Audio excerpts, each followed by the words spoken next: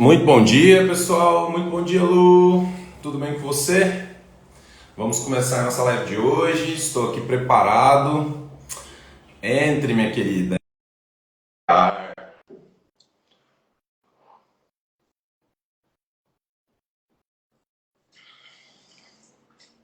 Já estou aqui tomando meu cafezito. Bom dia, Lu. Tudo bem? Olá, Deixa eu arrumar aqui, que quando a bom gente dia. dois... Cortou o áudio. Cortou? Você está me ouvindo agora? Tô te ouvindo. Você tá me ouvindo bem também? Tô te ouvindo bem. Ah, Deixa eu ótimo. aumentar aqui. Bom dia, pessoal. Sejam muito bem-vindos, bem-vindas.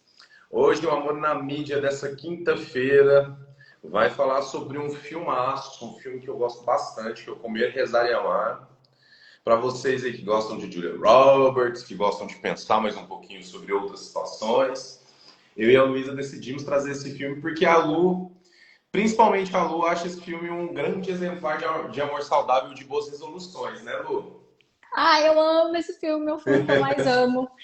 É o filme que mais amo. Eu tô pensando aqui, né? Quando eu falei do Diário de uma Paixão, o Léo falou assim: Nossa, mas eu adoro esse filme. Agora, esse é o meu, Comer, Rezar e Amar. É o Eu filme que eu gosto de mais Diário de uma gosto. Paixão, gente. E assim, a gente meteu o pau no Diário de uma Paixão aqui, mas assim, eu super me divirto com aquele filme. Se a gente encara as obras como obras de entretenimento, a gente não sofre, a gente não pode levar para a nossa vida aquilo que elas propõem, né? Uhum. Então, sejam muito bem-vindos vocês que estão aqui na live de hoje. Eu sou o Dr. Léo Faleiro, estou aqui com a minha querida Luísa Comolo Tranquilo Amor. E esse é o Amor na Mídia. Para vocês que estão assistindo a gente aqui na live hoje e que estão nos ouvindo também no Spotify e nos podcasts, sejam muito bem-vindos. E aí, Lu, você quer começar os trabalhos de hoje? Vamos lá, podemos Vamos ir já. lá! Pessoal, Comer, Rezar e Amar conta a história da Liz, que é uma escritora, né? E a Liz, ela coloca os relacionamentos dela como foco da vida dela. Só que aí ela é uma escritora e ela trabalha viajando. Ela tem um encontro com um mestre espiritual que fala algumas coisas para ela. Ela retorna para casa e ela começa a questionar, né? Principalmente o relacionamento que ela estava. Ela estava casada na época. Ela começa a se questionar sobre o que ela quer, na verdade. Ela começa a se sentir desconfortável, aquela sensação de vazio. E aí ela vai e decide terminar o casamento dela para tentar se encontrar. Só que antes dela finalizar o divórcio dela, ela encontra uma outra pessoa e imediatamente, né, aqueles relacionamentos intensos, né, imediatamente se envolve com essa outra pessoa antes de ter a oportunidade de se encontrar. E acontece a mesma coisa. No começo é muito bonito, ela se sente muito bem, mas aí de repente ela começa a perceber que tem alguma coisa que está faltando, ela entra novamente numa crise existencial e ela encerra o relacionamento. No que ela decide encerrar o relacionamento, ela decide ir em busca dela. Por isso que eu acho que é lindo esse filme, ir em busca dela, né? E é por isso que ela decide viajar para a Itália, né? Para a Índia e para Bali. A Itália, ela vai para reaprender a ter prazer, e isso eu acho muito legal, muito simbólico, né? Na Índia, ela vai para reconectar, né, com a espiritualidade. E em Bali, ela vai para justamente acompanhar o mestre, né? Que inclusive convidou ela, né, para estar lá com ele. E ela está nessa jornada, né, de autoconhecimento. Então eu acho muito bacana a proposta do filme, assim, de como que ela vai à procura, né, de si mesma. E no final, eu e o Léo, nós temos controvérsias aí a respeito do final, né? O final, para mim, é muito interessante, porque no final ela encontra um novo amor, novamente, só que ela fica com muito medo de entrar nesse novo amor e acontecer tudo de novo, né? Novamente ela focar a vida dela no relacionamento, novamente ela se vê como ela se viu nos relacionamentos anteriores, né? E aí, conversando com o mestre espiritual, ela percebe que ela pode estar sim numa nova relação de outra maneira. Essa foi a leitura que eu fiz do filme, né? Ela pode estar na relação, então não é que ela precisa fechar a porta para o amor. Ela pode sim amar, desde que ela consiga preservar a sua individualidade, que foi todo o processo que ela fez ao longo dessa jornada espiritual dela. Resumidamente, para mim, o filme é isso. E aí a gente pode falar de algumas coisas dentro daí que são muito interessantes. Dona Luísa, mas a gente não vai falar do final do filme agora, né? Senão você quebra minhas pernas aqui nessa live. Não, não vamos Pelo falar do amor de final, não. Vamos falar de outras coisas, Deus. até chegar ao final. Lu, vamos falar do primeiro relacionamento dela, então? Vamos, vamos lá. Pessoal, o que eu me lembro desse filme, do primeiro relacionamento da Liz, é o que o primeiro marido da Liz é pintado como um cara narcisista e como um cara extremamente egocêntrico, né? Em várias cenas a gente conhece algumas visões dele que demonstram que, na verdade, ele tinha muita dificuldade de enxergá-la dentro daquela relação, né? Até na cena do próprio casamento, isso eu me lembro com clareza. Quando eles vão se apresentar para as pessoas e fazer aquele momento ali em que o casal aparece, ele faz uma cena própria dele, né? Ele que aparece, ele que é a estrela ali do negócio. E ela fica ali só assistindo e as pessoas o aplaudem, né? E isso eu achei interessante porque é justamente vamos dizer assim, a desconstrução daquilo que é esperado para o casamento, em que a mulher é o grande foco, o grande centro, a grande estrela, né? Esse marido, na verdade, ele que é o personagem principal desse começo de relação.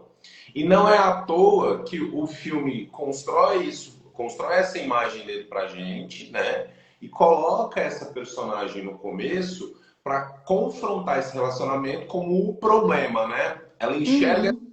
como um problema e ela se percebe dentro dessa relação como uma pessoa que está orbitando em torno da outra. E É, a frase mote, né, o mote, né, tem até no trailer essa frase, né? É ela e esse primeiro marido deitados na cama e ela vira para ele e fala: eu tenho percorrido vários relacionamentos, pulando um relacionamento um atrás do outro, né? Eu não quero estar casada, eu não quero estar aqui. uhum, sim. Ela entra em contato com a percepção de dor de que ela simplesmente não se conhece, não mergulha em si mesma, né? E a partir dessa percepção, dessa dor, desse desconforto, ali se movimenta para ir nessa busca de entendimento, de autoconhecimento e também, né, Lu, até de Uhum, resgate da sua própria identidade, né? Que ela tem sim. essa característica de se dissolver e de se misturar muito com os parceiros com os quais ela vai se encontrando, né? Sim, e eu acho que uma outra característica desse primeiro relacionamento dela é aquele relacionamento que teoricamente todo mundo sempre quis. Então ela tem a casa, ela tem um marido que quer ter uma família, né? Então aparentemente, inclusive ela questiona isso para si mesma, né? Parece que ela tinha tudo. Aí ela olha para casa e ela questiona, mas por que que agora tá estranho, sendo que eu ajudei a planejar tudo isso, né? O que Uhum. mais que eu tô querendo? E isso foi o começo da crise existencial dela, né? De olhar para a própria vida e que, teoricamente, ela participou, né, da construção dessa vida e não se reconhecer. E ela, de fato, participou, mas parece que aquilo lá não tinha a ver com aquilo que era dela, com a necessidade dela, com as coisas que tornavam ela quem ela é. E aí ela olha para a vida dela e não se reconhece, né? E aí é quando ela começa a ter uma crise existencial, inclusive ela vai e ela não é uma pessoa religiosa, ela reza, né, para que Deus dê um sinal para ver, porque ela entra num sofrimento muito profundo, né? Porque abrir mão de um casamento, né, que aparentemente está tudo bem. Então, assim, mesmo o marido dela tinha, na verdade, uma outra coisa que também fica muito clara entre ela e esse primeiro marido. Os dois estavam em momentos completamente diferentes, uma falta de sintonia muito grande. Ela queria viajar o mundo, né? Ela queria viajar o mundo, conhecer as coisas, e ele queria fazer uma faculdade, né? Então estavam completamente sem sintonia naquele momento. Mas ainda assim, não dá, né? Assim, a gente fez algumas leituras, mas aparentemente estava tudo bem. E aí ela se questionou como é que eu vou sair desse relacionamento, né? Tanto que no divórcio ela acabou assumindo a responsabilidade por tudo. Ele não quer divorciar, inclusive, né? Não, inclusive, bem infantil na cena do divórcio dela. Ele tem uma postura extremamente infantil. Ele vai sem advogado. Ele se defende. Ele chama ela de covarde. Ele canta uma musiquinha para ela e ela fica toda constrangida. E aí era para os dois dividir. Ela então assume a culpa e fala: não, a questão sou eu. Você pode ficar com tudo e eu quero só e viver a minha vida, né? E O aí que ela desfaz é desse um primeiro completo relacionamento. é um completo absurdo e mostra esse estágio inicial da personagem do filme Comer, Rezar e Amar, né? Mostra esse estágio inicial em que ela não consegue ainda ter recursos de energia para se defender, né? Para lutar por aquilo que é seu e para conseguir diferenciar o que é dela e o que é do outro e o que é do casal, né? Porque etapa, ela simplesmente aceita a culpa que o marido coloca em cima dela, né? E a mão de recursos financeiros, de objetos, de valores que seriam importantes para ela também naquele momento. E isso é uma grande característica de pessoas que estão envolvidas, né, Lu? Em relações de dependência emocional, dependência afetiva, né? São pessoas que têm dificuldade de arrecadar energia para se defender, para se proteger, né? E por muitas vezes, gente, as pessoas que estão em dependência emocional em relacionamentos complicados têm dificuldade de entender o valor do dinheiro e abrem mão do dinheiro de uma forma irresponsável, né? Às vezes, né, Lu, são espoliadas por parceiros, às vezes passam por até processos de extorsão pelos próprios parceiros, porque aceitam essa manipulação emocional e abrem mão de recursos que podem ser importantes para si, né? Sim, pessoal, para quem está perguntando, o filme que nós estamos analisando é o Comer, Rezar e Amar, tá? Aquele filme da Julia Roberts que tem na Netflix, inclusive, tá bom? Mas, Léo, uma coisa que é interessante, a Liz, né, a personagem da Julia Roberts, ela tem algumas características bem fortes, né, de dependência emocional, mas ao mesmo tempo ela não é uma dependente emocional clássica, sabe? Por quê, gente? Ao mesmo tempo, o que identifica ela como uma dependente emocional? Ela coloca os relacionamentos no centro. E ela vai perdendo a identidade dela para tentar alimentar esse relacionamento. Tanto é que no segundo relacionamento dela, o esposo da amiga dela ri e fala o seguinte: nossa, antes você parecia com o Steven, que era o primeiro marido, né? E agora você tá parecendo o David, né? Mostra muito como ela vai se moldando, né, nos relacionamentos com os homens que ela tá naquele momento. Isso é característico de dependência emocional, de você ter essa dificuldade, né, de contorno de identidade, você vai se misturando com seus relacionamentos. Mas, ao mesmo tempo, ela tem algo que dificilmente uma dependente emocional clássica tem. Ela sai da relação. Crítica. E ela tem crítica e ela sai da relação, porque uma pessoa que é dependente emocional clássica está em sofrimento, percebe o vazio, mas muitas vezes demora muito para dar conta de sair da relação, ou quando consegue sair da relação, né? Ela começa a se sentir infeliz e isso movimenta ela a ponto dela terminar o casamento, a ponto dela terminar o outro relacionamento dela, o que não é um movimento que muitas vezes uma pessoa dependente faz com facilidade. E veja bem, é sempre ela que deixa os parceiros, e os parceiros não querem que ela vá embora, eles querem ficar no relacionamento. Mas como ela observa que ela não está feliz, ela decide sair. Esse não é um comportamento muito comum na dependência emocional. É que no caso dela, Lu, eu consigo inferir, né, de acordo com as pistas que o filme dá construindo a personagem, que ela não é uma personagem que tem um sofrimento emocional e uma necessidade emocional de estar ao lado do outro. Parece que ela tem um conjunto de crenças e de expectativas, né? Então, assim, em relação ao marido, parece que a questão dela não é com ele. Parece que a questão dela é estar casada, né? É estar com alguém, né? Com alguém. Carrega essa crença de que ela só tem significado se ela está com alguém. Mas quando ela decide se retirar, ela não tem essa dificuldade de se desconectar emocionalmente. Isso que o filme mostra pra gente, né? Então, eu acho que é muito importante, pessoal. Porque, ao meu ver, né, Lu? É claro, você pode discordar aí, a gente está aqui aberto para discutir. Ao meu ver, o que gera mais sofrimento nos dependentes é quando há a presença de feridas emocionais. Porque as feridas emocionais, elas engatilham um processo de abstinência, um processo de desestabilização muito grande, e as pessoas ficam com uma grande dificuldade nos próximos meses ao se retirar desses relacionamentos, né? Começam a experimentar sensações assim, de desestruturação. E parece que as da Liz não tinha uma presença tão marcante de feridas emocionais tão importantes. parece que ela carregava, na verdade, mais um conjunto de ideias e de valores relacionadas a sou alguém se sou casado, sou alguém se tenho marido, Sim, né? sim. Preciso para ser vista como alguém de valor, preciso estar casada, porque tem uma hora que o filme até trabalha com essa ironia. Quando ela está na Itália, ela chega lá na pensão da senhora, a senhora fala assim, ué, mas você não é casada? Ué, mas como assim você não é casada? Né? É, Então, sim. assim, parece que é mais a ideia e os valores, parece que não tem tanto aferido. O que você achou disso, Lu? O que você acha?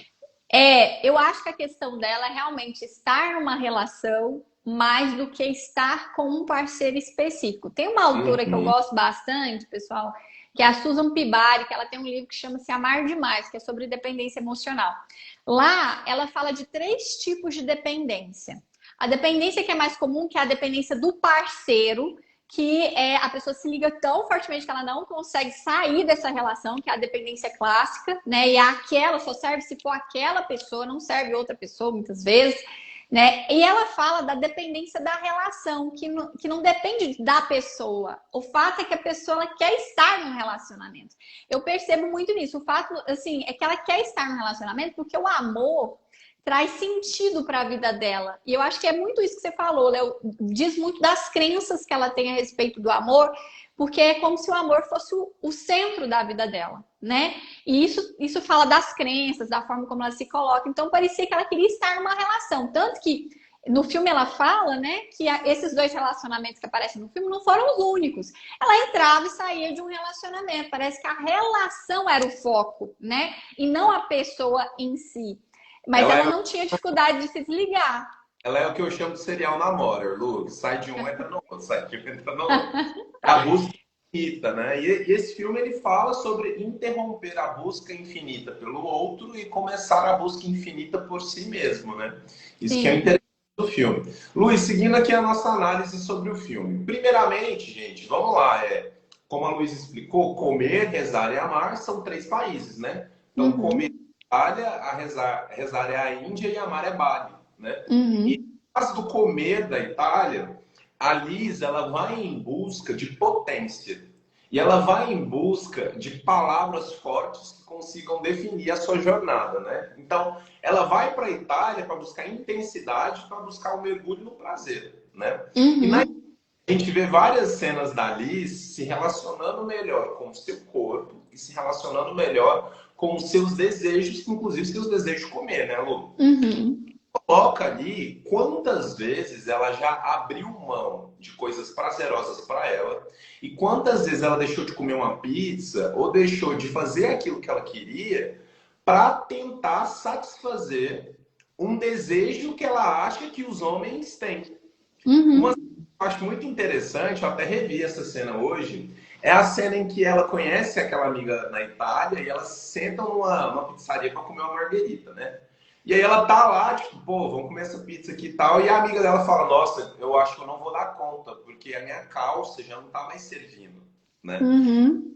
Tem obrigação moral de comer essa pizza, minha querida. Por quê? Uhum. Quando você vai fazer sexo com um homem, algum homem já foi embora, né? Já deixou a cena. Porque você tava com essa pochetinha, com essa barriguinha, né? E a Uhum. amiga fala, não, nunca. Ela, pois é, porque eles não se importam. Quem se importa com isso somos nós. Então, o que eu acho interessante dessa cena, Lu, é como nas relações de dependência e como também a gente no amor sem a dependência, nós funcionamos, né, nos baseando naquilo que achamos que o outro vai achar. Nós criamos Sim. uma expectativa tão intensa e a gente estrutura um medo completamente fora da realidade e a gente passa a funcionar dentro dos relacionamentos se baseando nessas ideias que a gente cria. E aí, isso acontece muito em terapia com os meus pacientes, né? A pessoa fica, eu tenho medo de tal coisa, eu tenho medo de tal coisa, eu tenho medo de tal coisa. E fica assim, armando o mundo e tomando várias atitudes para aquela tal coisa não chegar. Aí a tal coisa chega, e na terapia a gente vê. Tá vendo, fulano? Tal coisa chegou, e aí, você morreu? Uhum. Pois é, nem foi tão ruim assim. Então, gente, às vezes aquela barriguinha, às vezes aquele peso a mais que a pessoa vai ter, não vai ser um fator determinante para que ela tenha namorado, para que ela não tenha namorado, para que ela seja vista ou não como uma pessoa interessante. E eu acho isso Uhum. legal do filme abordar, né, Lu? Eu acho essa parte da Itália espetacular, gente, espetacular. Com tudo isso que você falou, e uma outra coisa que eu acho muito interessante dessa questão da Itália, aí pegando assim, inclusive, por que que ela escolheu ir para a Itália, né? Ela estava falando para a amiga dela, antes dela decidir fazer a jornada dela, que ela tinha perdido o sabor pela vida, que a vida estava sem graça, né? E um dos motivos dela ter ido para a Itália é justamente para tentar resgatar não só o sabor do comer, mas o sabor da vida, né? E é interessante porque quando a gente pensa em prazer, pessoal, toda a nossa experiência de prazer é uma experiência corporal e física a partir dos nossos sentidos. E pode ser que a gente fique num grau de desconexão tão grande com o nosso próprio corpo e com a nossa própria vida, que nós vamos perdendo a capacidade de nos conectarmos com os nossos sentidos mais básicos, né? Então, por exemplo, o paladar é um dos sentidos mais básicos, inclusive é uma das fontes mais primitivas de prazer, né? A criança, ela nasce com essa coisa do paladar, da oralidade. E aí a gente vai perdendo isso ao longo da vida, na medida que a gente se desconecta, né, de quem nós somos, nós vamos perdendo todo esse contato e vamos bloqueando as nossas experiências de prazer. Aí, de repente, um dia a gente acorda, tudo tá sem graça, tudo tá preto e branco, sabe? Nós não conseguimos mais sentir prazer em nada, nós viramos um robô. Tá tudo automatizado. A leitura que eu faço é que a Alice percebeu que ela estava assim, apática em relação à vida.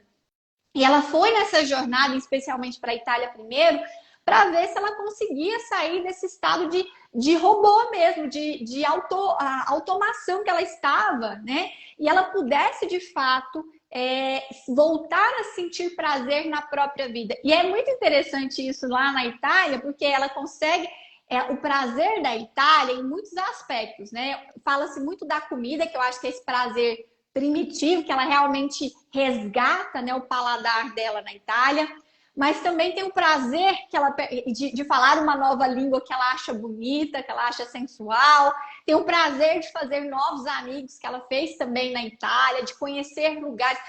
A Itália, gente, eu acho ela espetacular, porque é um resgate da capacidade, assim, de vida, de conexão, né, com essa dimensão de prazer em relação à vida. E quantos de nós estamos aí meio zumbis, né, meio mortos-vivos, sem conseguir sentir prazer em absolutamente nada e de completamente desconectados de quem somos. A gente não precisa estar num relacionamento para isso acontecer, não. Isso pode acontecer tanto num relacionamento quanto fora desse relacionamento.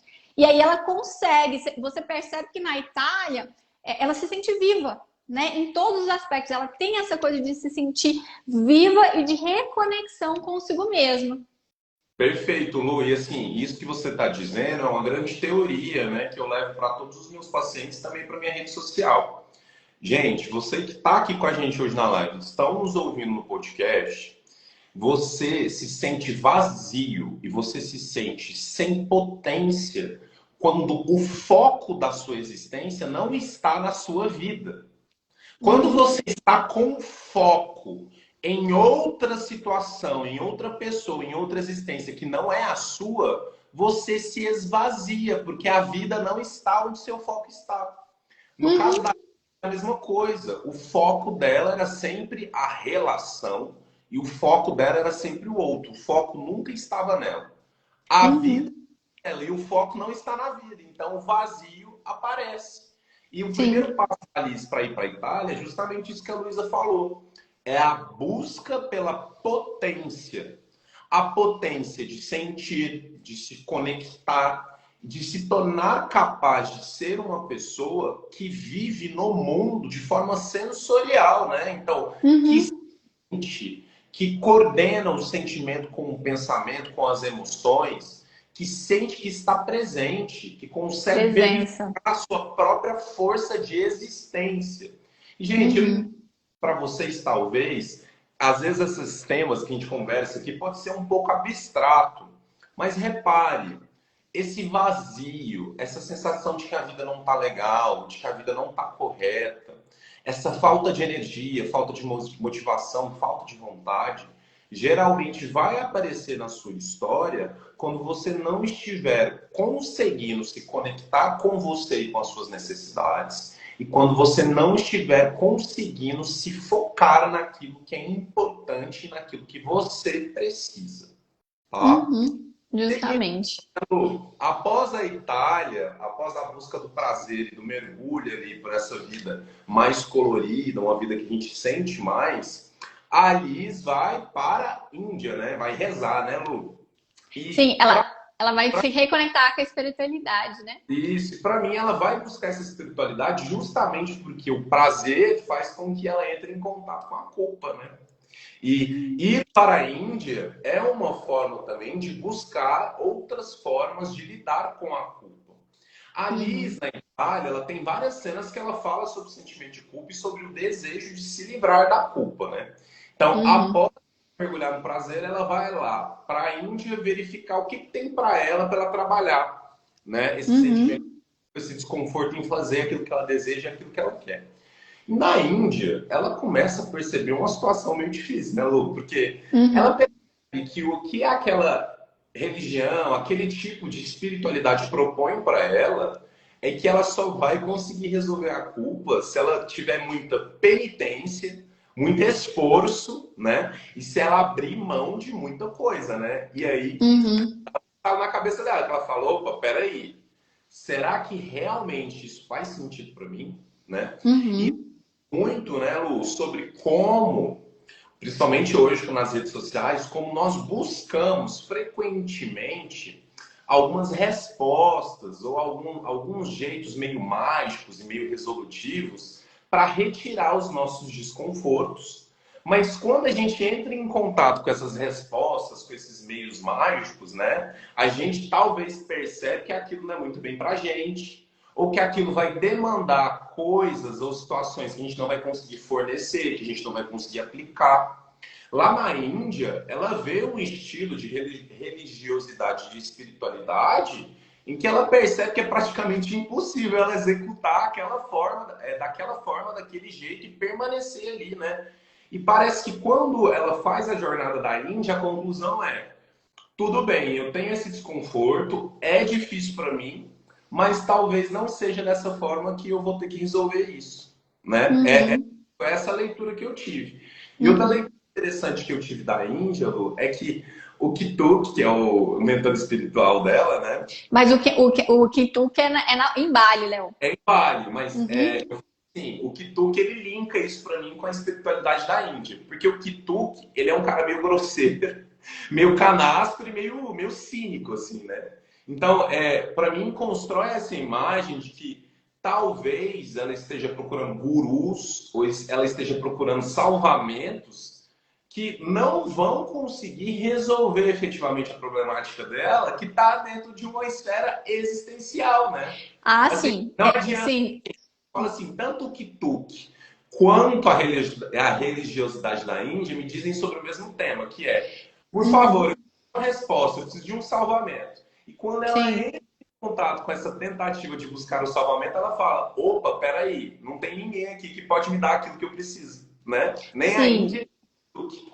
Na verdade, ela tá atrás de gurus, né? Então, quando ela vai para a Índia, ela vai atrás da guru que o ex-namorado dela seguia. Ela achou que a guru ia estar na Índia. Então, ela foi na Índia perguntar algumas coisas para essa guru. E a guru não estava lá e ela decidiu ter uma... Mas ela está completamente atrás de gurus. E aí a gente tem que tomar cuidado, né, pessoal? Porque a gente, como o Léo disse, nós ficamos atrás de gurus. Gurus que supostamente têm uma verdade sobre a vida. E existem muitos gurus do amor. A gente tem que tomar muito cuidado em relação a isso, viu? Porque essas pessoas, elas supostamente são detentoras da verdade, né, a respeito do amor, e elas vão te dar um caminho, e aí o caminho que ela oferecer para vocês vão seguir e vai dar tudo certo. E na vida real não é desse jeito, né? A própria Liz foi para lá e viu que não era bem dessa forma. E tem uma cena na Índia que ela fala de uma parábola que eu acho espetacular, que ela tá no telhado, antes dela decidir para Bali, né? Que ela tá no telhado e ela fala que existe uma parábola, né? De uma pessoa que queria ganhar na Mega Sena e ela rezava todos os dias para Deus Senhor, Senhor, Senhor, por favor, me ajude a ganhar na Mega Sena. E anos, anos e anos. E aí que um dia essa pessoa recebe uma carta de Deus falando: meu filho, compre um bilhete, né, para você ganhar. Eu achei essa cena tão espetacular, né? Porque eu acho que é muito essa metáfora de que nós queremos algo que caia do céu, caia do céu, ficamos pedindo, né, para o universo nos dar aquilo que desejamos, mas muitas vezes não fazemos a nossa parte, né? Então nós não contribuímos, né, para que a gente se aproxime daquilo que a gente tem pedido para o universo. Essa cena lá na Índia é espetacular, uma reflexão muito, muito profunda. Ela percebeu que não era possível, né? Mas ainda assim ela foi atrás do Kituk, porque toda a crise existencial dela começou com o Kituk, acho que é Kituk, não sei se o nome dele é isso mesmo. Só que uma coisa interessante na Índia, que eu acho que ela conseguiu absorver, não sei se você viu que no final da estadia dela da Índia, ela ficou em silêncio, ela fez um voto de silêncio, né? No sentido de estar com ela mesma. Lá, quando ela chegou, tinha um monte de gente com voto de silêncio, e ela pensou, meu Deus, como é que essas pessoas conseguem fazer isso, né? E no final da Índia, ela fez um voto de silêncio. E, pessoal, embora eu acho que voto de silêncio seja algo bem difícil, mas essa coisa de você silenciar significa que você vai precisar ficar com você. Eu acho isso muito simbólico, né? Quando a gente não está conversando com outras pessoas, quando estamos no silêncio, é um momento onde a gente precisa ficar com quem somos, né? Somos nós a nossa própria companhia. E o quanto as pessoas têm dificuldade disso, né? E aí eu acho que isso também é simbólico da Alice. Quando ela chega, ela olha assim e fala assim, meu Deus, né? Eu não consigo fazer isso. E quando ela vai embora, ela já está forte o suficiente para conseguir ficar no silêncio com ela mesma, né? Então eu acho que isso foi uma coisa muito interessante da Índia. Sim. Lu, e o que é interessante dessa história também é que, assim, gente, a Liz, ela é desenhada como uma pessoa que tem bastante características de vitimização no começo pro fim do filme. No começo pro meio do filme. Por quê?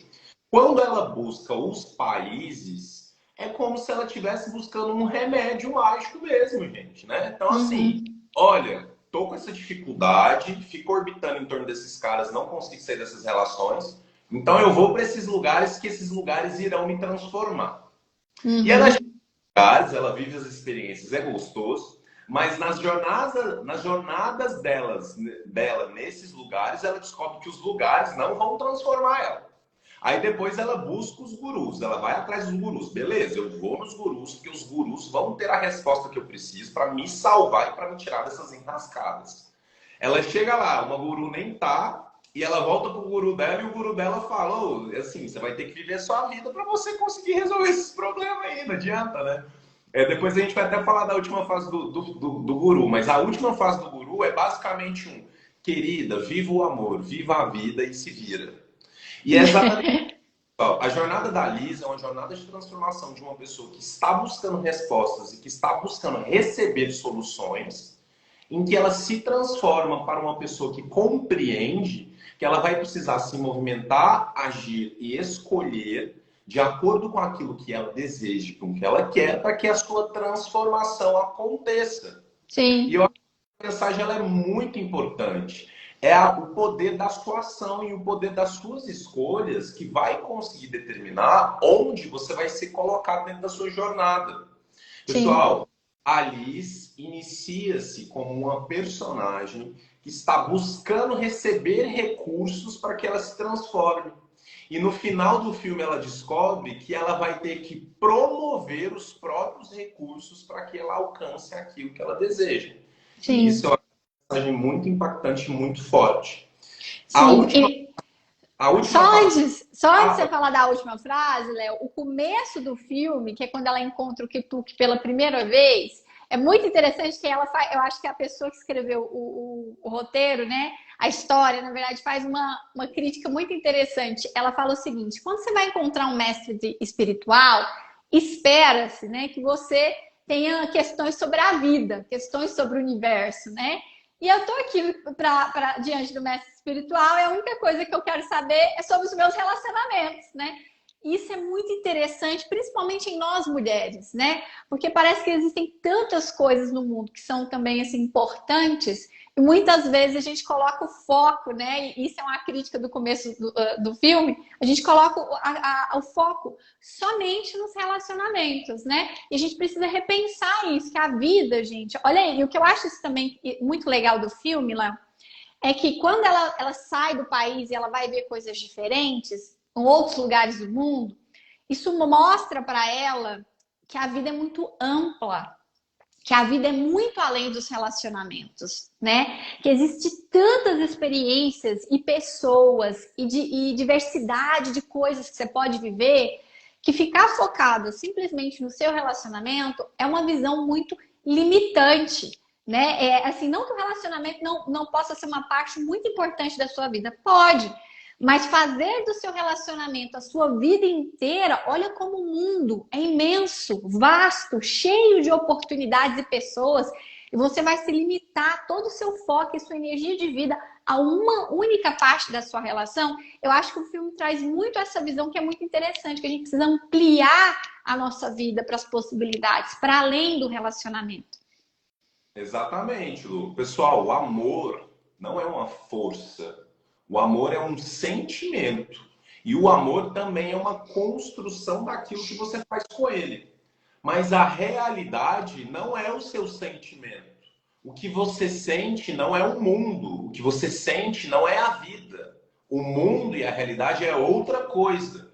Então, se você não trabalha, se você não ganha dinheiro, se você não organiza a sua vida, se você não estuda, se você não estabelece propósitos, não adianta você estar amando. O amor não vai ditar o rumo da sua trajetória e da sua existência, ao contrário do que os filmes e as séries dizem pra gente. Sim. Pessoal, pega a sua semana, 7 dias da semana vezes 24 horas. Vê aí quantas horas tem. Se eu não me engano, é 160 e algumas coisas. Quantas horas essa semana você tem a oportunidade de estar no seu relacionamento e estar no amor?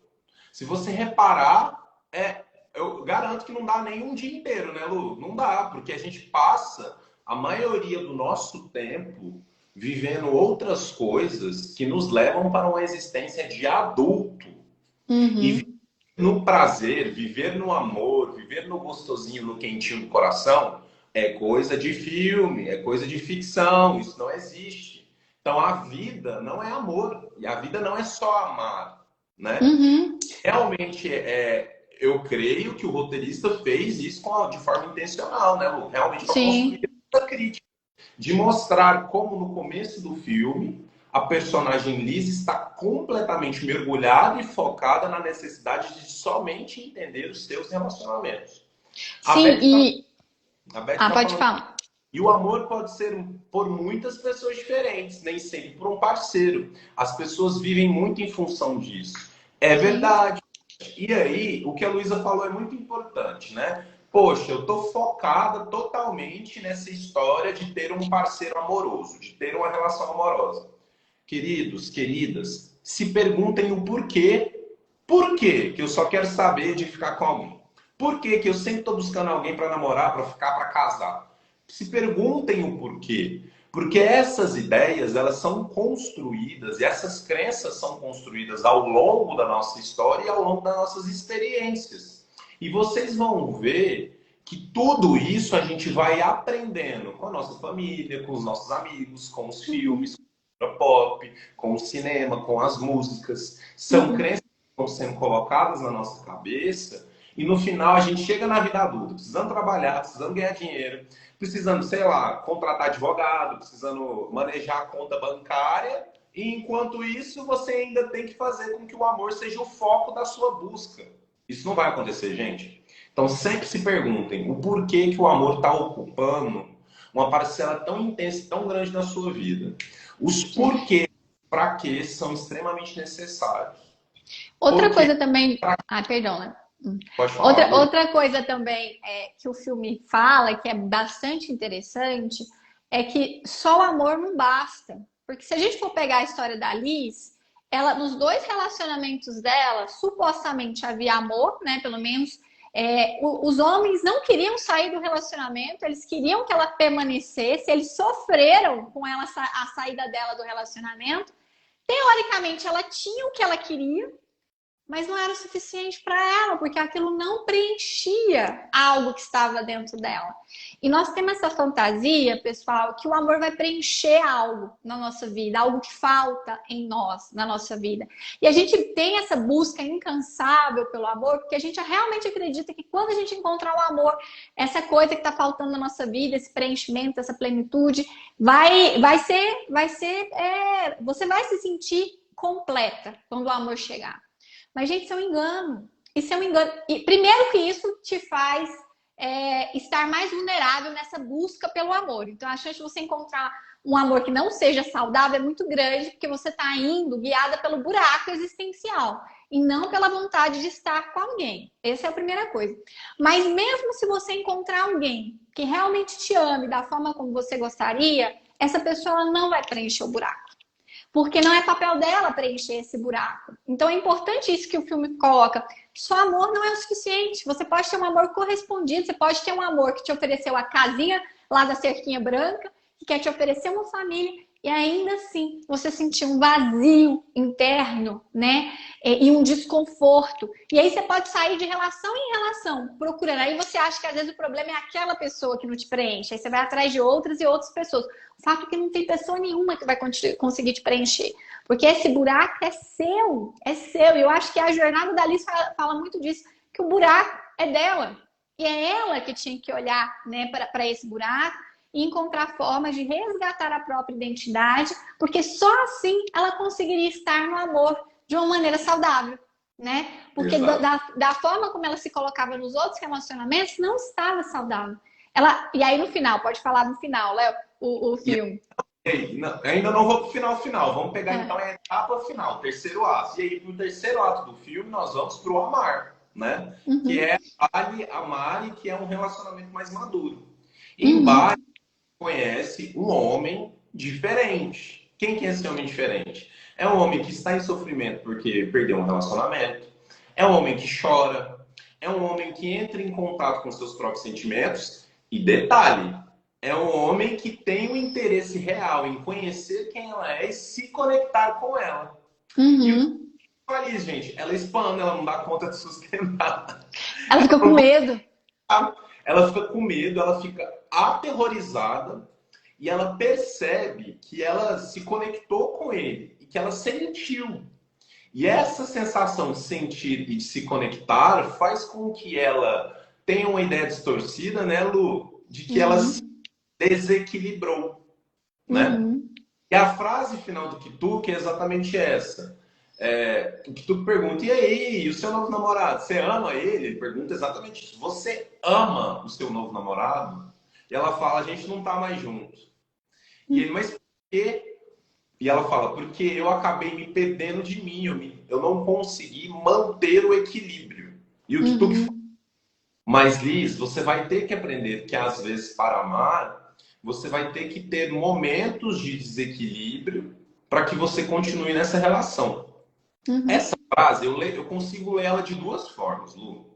A primeira forma é o polo saudável dessa frase. Então, qual que é o polo saudável dessa frase, gente? O amor não é a ideia mágica, não é a solução mágica, não é a maior força do mundo, não é nada disso aí, gente. O amor é construção. Então, quando você quer se manter no relacionamento com a pessoa que você ama, se vocês querem desenvolver uma rotina, um casamento, uma casa, vocês vão ter que aprender a fazer movimentos de ajustes constantes. Então, é briga, é discussão, é bate-papo, é autoconhecimento, é você se explorando e se conhecendo junto ao longo dos anos e tendo a capacidade de fazer acordos em que você cede, em que você pede, em que um ajuda, em que o outro fornece ajuda. Então, para mim, o desequilíbrio sobre o qual o Kituque fala é esse. É a capacidade desse movimento dos dois fazerem uma dança em que em um momento um dá mais e o outro dá menos, e o outro dá menos e o outro dá mais. E essa dança é um desequilíbrio que vai se equilibrando aos poucos. Né? Então, para mim, esse é o polo saudável dessa história. O polo não saudável dessa frase é que não sei qual foi a intenção dos roteiristas, mas me vem com aquela ideia de Hollywood, né? que eles vendem, que é o seguinte: não, mas olha, para amar, querida, você vai ter que sofrer. Ou para amar, às vezes você vai ter que passar uns perrengues, vai ter que enfrentar umas situações mais difíceis, mas vale a pena, porque o amor, sim, é a coisa mais importante do mundo, né? Então, assim, tem esse discurso hollywoodiano, né? Do tipo, Uhum, vai ter, para se jogar no amor, você vai ter que dar uma sofridinha, gente. Isso não é verdade. Amor não é sofrimento. E amor uhum, obstáculo, muito pelo contrário. Amor é paz, amor é tranquilidade, amor é resolução, amor é tudo uhum. que te deixa muito mais próximo de um estado de equilíbrio do que de desequilíbrio. Sim, e eu acho, né, eu também eu entendi os dois lados, aí eu vou falar de qual foi a leitura que eu fiz Uhum. dessa frase do Kituki, né? Na verdade, pessoal, o amor ele vai te impactar.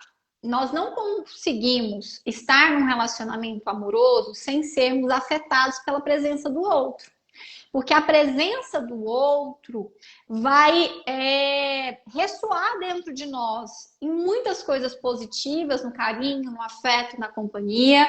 E também vai ressoar dentro de nós em algumas questões que são negativas, porque a relação solicita o crescimento o tempo todo. Para uma relação funcionar de maneira saudável, você tem que estar o tempo todo aberta ao crescimento, porque a relação vai solicitar diálogo, vai solicitar respeito, organização de tempo, organização de prioridades, né, construção de futuro em conjunto. Isso tudo você vai precisar fazer ajustes, que é o que o Léo falou, o tempo todo na sua relação para mantê-la saudável. Isso vai fazer você sair do seu eixo que você estava quando você era solteiro. Você vai precisar ir para um lugar diferente daquele que você estava antes. Isso não significa que você tem que perder sua identidade. Mas o amor nos convoca, sim, ao crescimento. E quando ele nos convoca ao crescimento, isso pode trazer um desconforto. Por quê? Porque isso é um desafio, né? Crescer é sempre desafiador. Então, eu acho que é nesse sentido que o Kituki fala a respeito do desequilíbrio, sabe? Porque o Uhum. amor nos convoca a sair do nosso eixo para construir uma relação em conjunto, mas sem perder a nossa identidade, né? E eu acho que era mais ou menos nesse sentido. E uma coisa que é interessante da Liz, né? E aí eu acho que no final do filme dá a entender que ela consegue fazer isso, né? Achar esse equilíbrio, é que nos dois relacionamentos anteriores, isso foi uma queixa dos dois parceiros dela, que ela simplesmente terminou o relacionamento sem falar para eles o que eles podiam melhorar, o que ela estava infeliz, sabe? Como é que eles podiam crescer. O marido dela, inclusive, fala isso no divórcio. Você nem me deu uma chance para a gente fazer o ajuste. Você nem me falou que você estava infeliz. Eu nem pude fazer nada, né?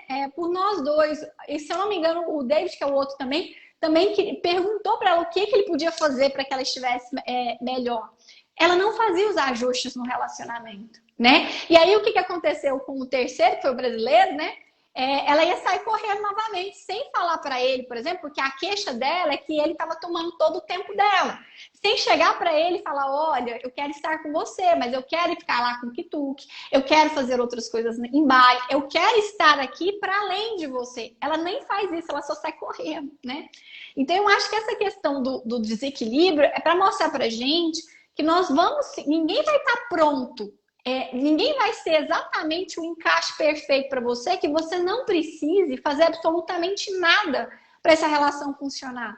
O tempo todo você vai precisar se colocar na relação, escutar o que o outro está dizendo e vocês dois irem se ajustando de uma forma saudável, sem que nenhum dos dois perca a identidade, mas que possa ser construída uma identidade de casal. E a identidade de casal tem que ter a cara dos dois.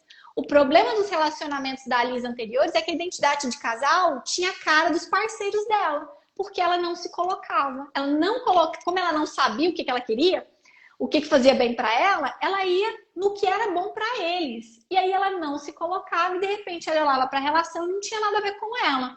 Aí o que dá a entender esse final, depois, né, dessa mensagem do Kituki, é que sim, vai haver esse desequilíbrio, mas que é possível se reequilibrar no amor, né? E aí é que a gente deixa a mensagem que a gente pode se reequilibrar no amor, mas a gente tem que se colocar aí. Nós precisamos realmente sermos honestos com o outro a respeito do que é importante para a gente e aprender a negociar essas necessidades para que o relacionamento tenha a cara dos dois. E também, Lu, nessa história, quando ela encontra um homem que a enxerga, que quer construir um relacionamento diferente, que a respeita e que quer construir uma identidade de casal, ela fica com medo e pula fora, né? E isso nos mostra também como, gente, o autoconhecimento não utilizado da forma certa pode se tornar só um grande mergulho em si mesmo, que vira assim, você fica hiper focado na sua existência e esquece de ver o outro também, né? E ela fazer isso novamente com o terceiro parceiro, né, Lu? Ela já ia entrar nesse modo automático e no modo automático muito mais embasado, porque agora ela tá cheia de vontade, cheia de autoconhecimento e cheia de desejo de explorar o mundo, mas isso não quer dizer que ela poderia desconsiderar o outro, né? Assim, se você parar para pensar, na verdade, é uma relação totalmente desprovida de empatia, né, Lu? Porque pensa, estamos dois vivendo algo juntos. Aí, de repente, você fala, poxa, acho que não, hein? Acho que eu preciso dedicar mais tempo para mim mesmo. E aí você simplesmente some, desaparece, né? Então, isso é um grande mergulho em si mesmo que vai para um polo mais narcisista, né, Lu? Em que você desconsidera as necessidades e o desenvolvimento, as necessidades e o envolvimento do outro com você, né? E, gente, no final do filme, tem uma frase, um trecho que é belíssimo. Eu não vou lembrar exatamente com as palavras, mas basicamente é uma cena em que ela retoma a jornada dela e fala o seguinte, que ela aprende sobre a física da busca, né? E na física da busca, você encara as experiências como dicas, as pessoas como professores, né? E consegue se reencontrar nessa jornada no viver.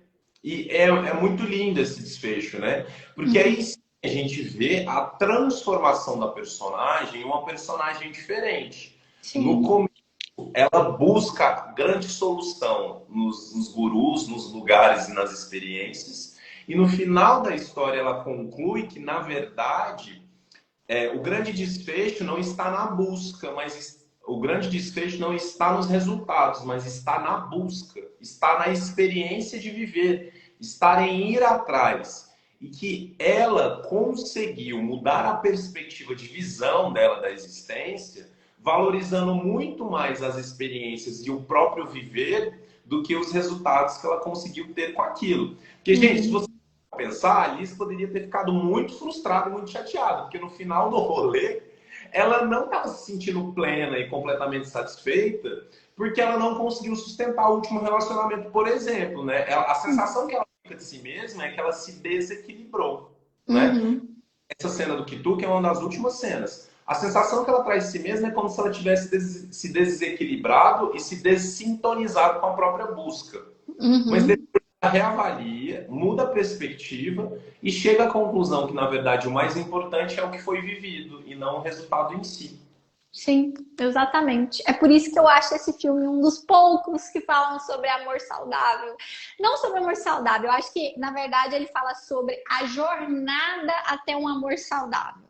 Mas um amor saudável não pelo outro somente, mas para si mesmo. Então, primeiro uma jornada de busca, né, de amor por você, para que depois você consiga construir um amor saudável com o outro.